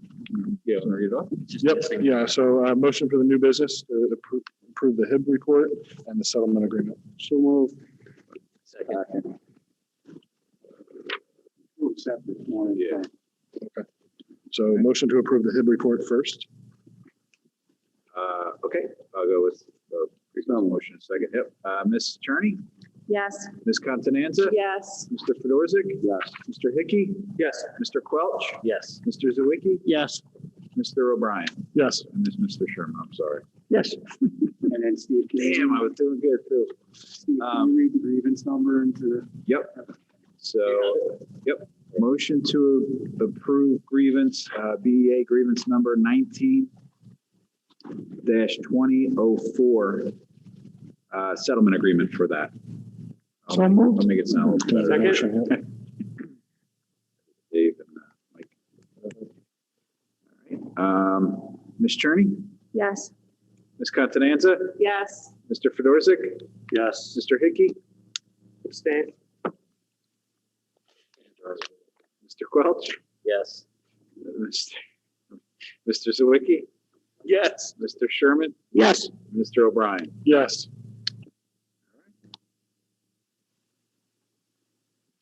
We got it to adjourn. A motion to adjourn. Yes. So